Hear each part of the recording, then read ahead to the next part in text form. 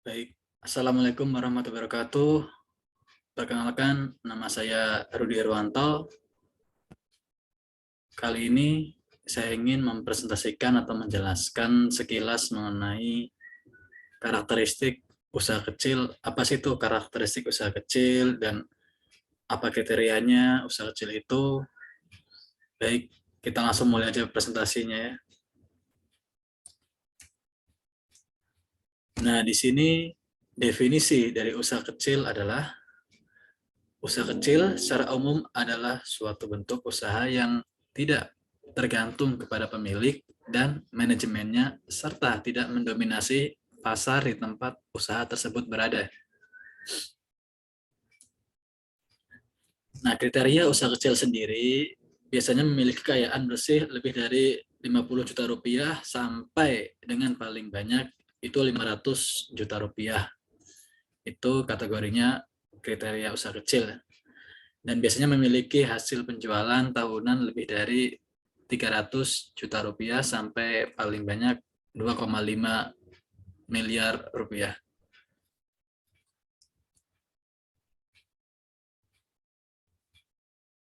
Nah, beberapa karakteristik dari usaha kecil adalah yang pertama, tidak ada pembagian tugas yang jelas antara administrasi dan operasi karena kebanyakan usaha kecil dikelola secara perorangan. Jadi di sini tidak kejelasan ya dalam pembagian tugas dan administrasi serta operasi biasanya kalau usaha kecil itu.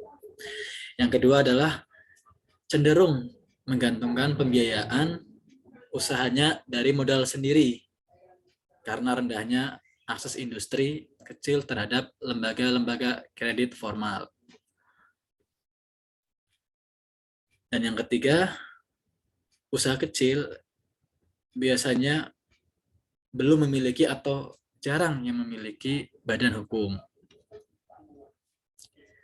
Nah, yang keempat itu sebagian besar usaha kecil itu bergerak dalam bidang industri kecil rumah tangga seperti industri makanan, kerajinan, tekstil, dan kertas. Nah, memulai usaha kecil dan meraih sukses itu ada beberapa uh, yang perlu di planning atau direncanakan ya. Yang pertama itu adalah perencanaan perusahaan. Jadi perencanaan bisnis sangat penting bagi kita yang baru memulai usaha. Kita ingin memiliki usaha yang bertahan lama, tentunya ya kan. Nah, berikut ini beberapa alasan mengapa kita harus membuat perencanaan bisnis yang baik agar berhasil ya. Yang pertama itu biasanya itu terjadi karena tren masyarakat berubah. Nah, semakin berkembangnya zaman, tren masyarakat pun ikut berkembang. Di era 70 sampai 80 itu kebanyakan masyarakat menyukai tren-tren yang ini ya, yang apa yang viral gitu ya.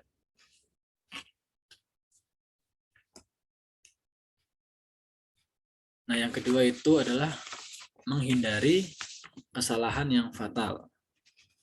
Nah, menghindari kesalahan fatal di sini itu biasanya terjadi karena kita sebelum melakukan usaha itu tidak memperhitungkan biaya dan uh, pengeluaran atau overhead yang akan dikeluarkan untuk bisnis tersebut ya. Jadi biasanya menghindari kesalahan fatal ini untuk mencegah terjadinya hal-hal yang tidak diinginkan ya, diantaranya itu kerugian. Nah, yang ketiga ini ada meningkatkan modal kita ya. Atau biasanya rencana bisnis sangat diperlukan ketika kita ingin menarik investor. Nah, investor yang cerdas biasanya tidak akan berinvestasi pada perusahaan yang tidak memiliki rencana bisnis yang baik. Karena biasanya berujung pada penggunaan modal yang tidak dapat dipertanggungjawabkan. Nah, perlu juga kita untuk mengontrol usaha. Nah, rencana bisnis akan membantu kita dalam menentukan apa yang tidak dapat kita lakukan sehingga kita bisa memprioritaskan dalam pelaksanaan bisnis. Dengan membuat rencana bisnis, kita dapat mengontrol jalannya bisnis sesuai dengan tujuan. Yang kedua adalah pembiayaan modal. Biasanya pembiayaan modal untuk usaha kecil itu ada beberapa modal ya. Yang pertama itu adalah investasi pribadi. Investasi pribadi itu biasanya menempatkan modal baik berupa uang atau aset berharga lain ke dalam suatu benda atau lembaga atau suatu pihak dengan harapan pemodal atau investor itu mendapatkan keuntungan yang lebih setelah kurun waktu tertentu. Nah, investasi juga ada investasi keluarga ya, ada dari teman dekat, ada juga dari pinjaman, dari pinjam mungkin ke bank atau mungkin ke koperasi ya. Nah, yang ketiga itu pemasaran. Nah, pemasaran di sini tuh sangat penting karena untuk memaksimalkan keuntungan dengan membuat strategi penjualan dalam pemasaran. Usaha kecil membutuhkan strategi yang harus disesuaikan dengan target yang disasar. Nah, di sini ada beberapa strategi pemasaran. Di antaranya iklan. Nah, iklan di sini adalah strategi pemasaran yang paling menurut saya paling apa kalau sekarang paling baik ya. Karena dengan menggunakan iklan itu kita bisa menggenjot atau memperkenalkan atau menyebarluaskan produk kita. Nah, iklan di sini biasanya bisa melalui media televisi, surat kabar, radio, media daring, hingga billboard. Yang kedua itu internet. Biasanya pemasaran melalui internet itu populer di era digital sekarang ini ya.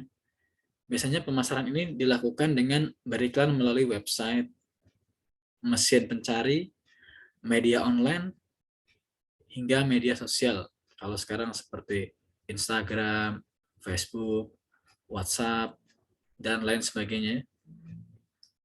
Nah, yang ketiga biasanya itu dengan multi level marketing atau MLM, yaitu menjaring konsumen dari penjualan langsung dan biasanya menerapkan sistem berjenjang.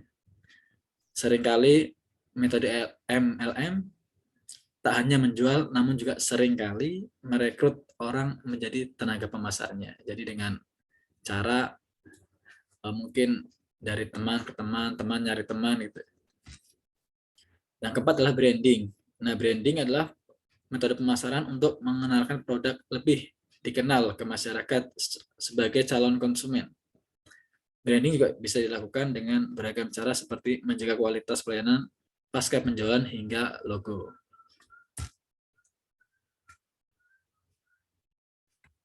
Yang keempat adalah perlunya penyelenggaraan fungsi akuntansi.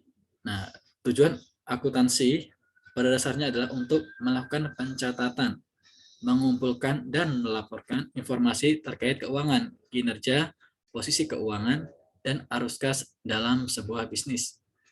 Memberikan informasi mengenai keuangan, baik itu aktiva maupun pasiva perusahaan. Nah, kita lanjut untuk kelebihan usaha kecil. Yang pertama, biasanya kelebihan usaha kecil itu pemilik merangkap manajer perusahaan dan merangkap semua fungsi manajerial seperti marketing, finance, administrasi. Hal ini dapat dijadikan kelebihan karena dapat memperkecil biaya yang dikeluarkan untuk menggaji karyawan yang ada. Yang kedua itu biasanya sebagian besar membuat lapangan pekerjaan baru, inovasi, sumber daya baru, serta barang dan jasa-jasa yang baru.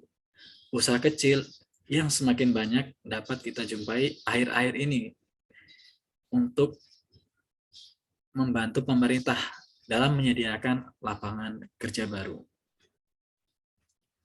Yang ketiga itu adalah fleksibel terhadap bentuk fluktuasi jangka pendek, namun tidak memiliki rencana jangka panjang. Bebas menentukan harga produksi atas barang dan jasa. Dalam usaha kecil ini, biasanya pemilik dibebaskan untuk menentukan beberapa harga produksi atas barang atau jasanya.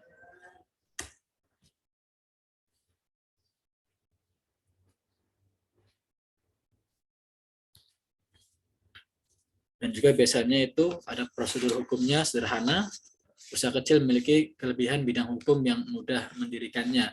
Berbeda dengan usaha besar atau industri besar yang harus berlandaskan hukum secara notaris ya. Terus pajaknya juga relatif ringan. Hal ini juga termasuk kelebihan usaha atau industri kecil dibanding industri besar.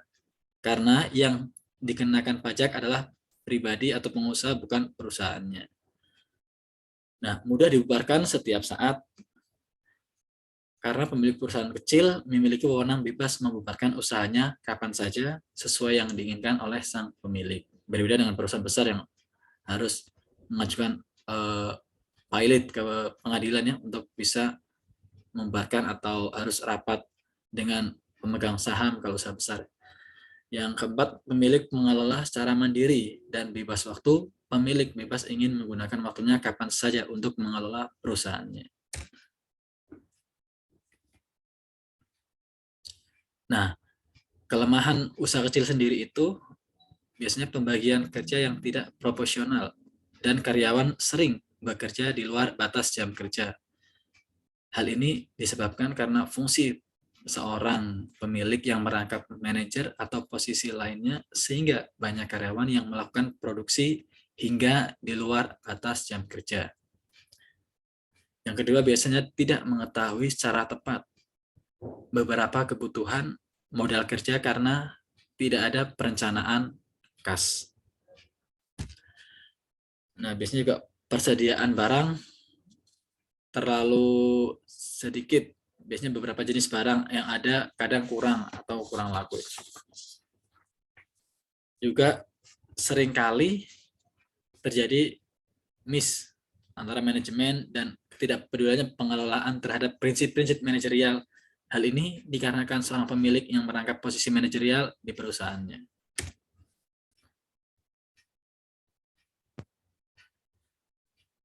Biasanya juga ada keterbatasan finansial, sumber modal yang terbatas pada kemampuan pemilik perusahaan saja. Sulit bagi perusahaan kecil untuk meminjam dana yang banyak di bank maupun perorangan. Perencanaan dan program pengendalian sering tidak ada atau belum pernah merumuskan. Nah, resiko dan hutang-hutang kepemilikan juga ditanggung oleh kekayaan pribadi pemilik perusahaan karena memiliki tanggung jawab yang tak terbatas. Sering kekurangan informasi bisnis hanya mengacu pada institusi dan ambisi pengelolaan serta lemah dalam promosi. Kebanyakan karyawan di usaha kecil hanya melakukan apa yang pemilik minta. Nah, sekarang kita lanjut untuk beberapa faktor keberhasilan usaha kecil. Dalam bisnis, setiap orang pasti akan mengalami yang namanya keberhasilan dan kegagalan untuk menjalankan bisnis yang dia jalani. Kejadian tersebut dapat dimaklumi karena hal itu yang biasa dalam bisnis. Nah, hal-hal yang merupakan faktor suksesnya bisnis kecil adalah ada usaha dan kerja keras pastinya. Terus produk yang dijual memang sangat dibutuhkan oleh masyarakat sekitarnya. Pemilik adalah seorang yang mampu menjadi pemimpin. Adanya faktor keberuntungan, yaitu adanya usaha dibarengi dengan doa. Jadi usaha dan doa itu sangat perlu ya untuk keberhasilan usaha kecil. Nah, selain faktor keberhasilan tadi, ada juga faktor kegagalan. Seperti yang dikemukakan oleh wirausaha Zim Mafer pada tahun 1996. Dia berkata bahwa Keberhasilan atau kegagalan wirausaha sangat tergantung pada kemampuan pribadi wirausaha tersebut. Nah, di sini dia mengemukakan beberapa faktor yang menyebabkan wirausaha itu banyak mengalami kegagalan. Di antaranya tidak kompeten dalam manajerial, tidak kompeten atau tidak memiliki kemampuan dan pengetahuan mengelola usaha merupakan faktor penyebab utama yang membuat perusahaan itu kurang berhasil.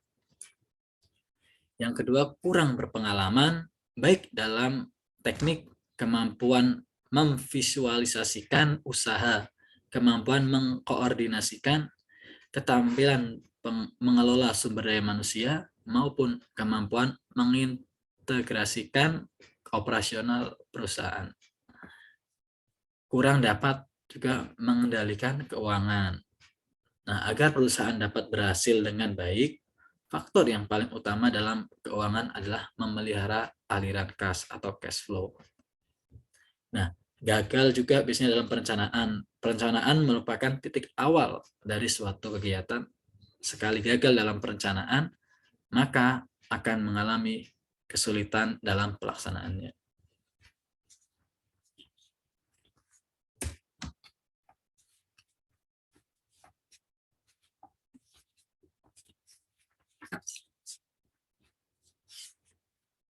Oke. Nah, di sini ada peran-peran usaha kecil. Biasanya peran-peran usaha kecil itu mereka itu mampu mendorong pembuatan produk yang inovatif.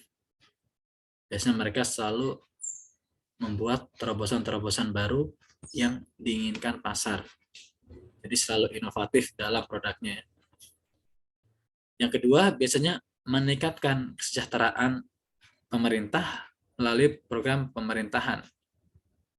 Biasanya usaha kecil itu ikut andil dalam program pemerintah untuk mengurangi mungkin pengangguran, menjaring tenaga kerja agar menciptakan pemerataan mungkin pendapatan dan juga menciptakan lapangan kerja yang baru di sekitar usaha tersebut dan juga meningkatkan kualitas hidup masyarakat sekitar.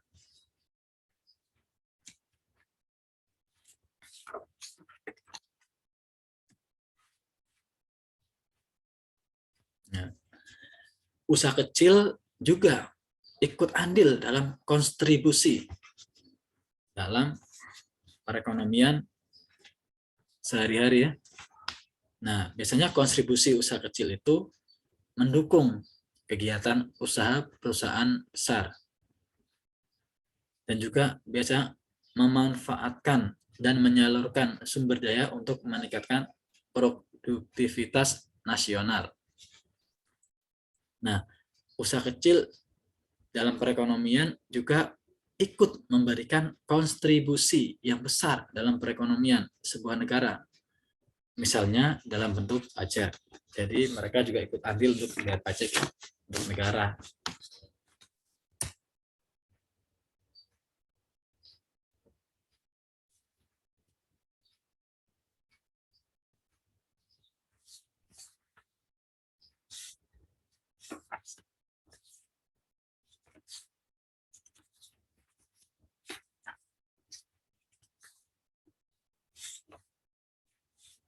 Nah, mungkin itu tadi beberapa penjelasan dari saya mengenai karakteristik usaha kecil. Jadi bagaimana kita menyikapi fenomena sekarang ini, di mana pandemi COVID memang sangat berasa ya untuk usaha-usaha kecil sekarang ini yang baru berkembang. Nah, kesimpulannya di sini adalah usaha kecil itu menjadi penggerak ekonomi domestik dan penyerap energi kerja tengah menghadapi penurunan produktivitas yang menjadikan dalam penurunan profit secara signifikan untuk membangkitkan peluang. Syarat ini dibutuhkan untuk solusi dan mitigasi pemulihan di era pandemi sekarang ini ya. Jadi usaha kecil itu mendorong tingkat pertumbuhan ekonomi di era pandemi COVID sekarang ini. Nah, salah satu hal yang dapat dilakukan untuk menyiasati penurunan dalam usaha kecil yaitu dengan mengembangkan sosial media dan mendalami segala kemungkinan digital yang mungkin dapat membantu memulihkan usaha kecil itu sendiri ya. Jadi dalam usaha kecil itu kita harus bisa menyiasati dengan berkembangnya media digital sekarang ini. Jadi semakin besarlah peluang untuk meraih kesuksesan mengembangkan usaha kecil. Apalagi sekarang kan sudah ada Instagram, Facebook, WA, kita bisa sebanyak-banyaknya, kita bisa seluas-luasnya mempromosikan usaha-usaha kita ya ke halayak ramai. Kita hanya perlu ketekunan, keuletan, kreativitas, inovasi, dan kreatif. Nah, mungkin itu saja yang dapat saya sampaikan. Kurang lebihnya saya mohon maaf yang sebesar-besarnya apabila ada kata atau ucapan atau mungkin presentasi yang kurang jelas. Saya akhiri untuk presentasi kali ini. Wassalamualaikum warahmatullahi wabarakatuh.